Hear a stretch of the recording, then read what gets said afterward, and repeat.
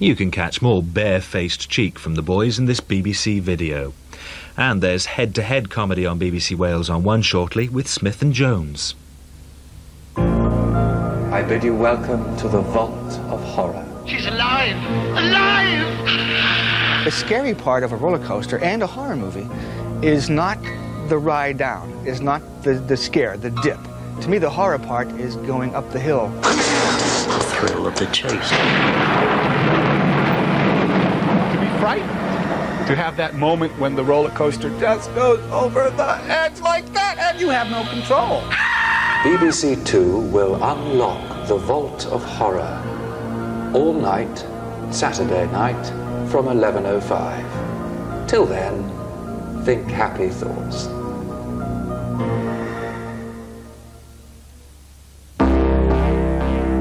Dr. Sam Beckett stepped into the blinding light of the Quantum Leap Accelerator and vanished. Cast adrift in the past. Degrees below normal in most places, and in central parts of England has been the coldest October since 1974.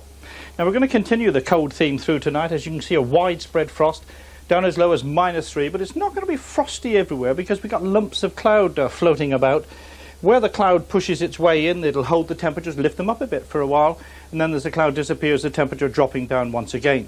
Now this is the main rain band. We'll find some coming into northwestern parts of Scotland through the night, perhaps a bit of snow over the hills, 1 or 2 just clipping into eastern parts of England, and some showery outbreaks coming down through Dyfed and then down into parts of Cornwall. But by and large it is going to be a dry night, and with those temperatures dropping down like that, there will be some fog patches, so some freezing patches of fog around, and on treated roads there could be some icy stretches too. And it is going to be the worst type of fog. It's going to be patchy, so you can be driving along tomorrow morning and then find nothing and then all of a sudden into a thick patch of freezing fog. It's going to take a long time to clear, but most of it will go by the late morning. And then over most of England and Wales, a dry day. There'll be the odd shower along north-facing coast, but not too many of them. Northern Ireland, southern parts of Scotland, a fair amount of cloud, but some sunshine. There are a few patches of rain now and again, but really not amounting to very much. Most of the rain, I think, really from the Great Glen northwards. Some quite heavy rain, some snow mixed in it over the hills, and it's going to turn out to be quite windy up there. Westerly winds eventually getting to about 20 miles an hour.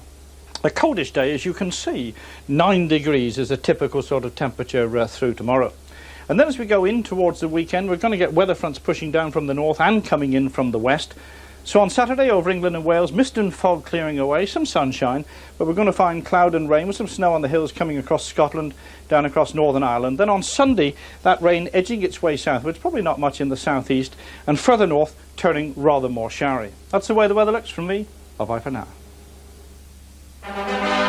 BBC One invites you to the biggest indoor spectacle ever staged, the climax to a year of celebrations to mark the 40th anniversary of the accession of Her Majesty the Queen.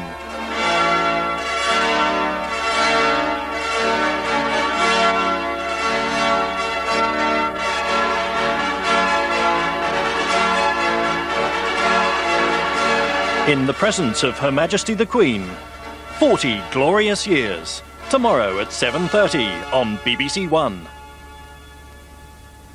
Present Imperfect on Wales On 2 in a moment offers a down-to-earth view of these recessionary times from the staff and customers of the Red Lodge Transport Cafe on the A11. Here in half an hour, David Ellis-Thomas presents a personal view of Wales's place in the new Europe. First on BBC Wales On 1, 2 of the most popular names in Britain, Smith and Jones.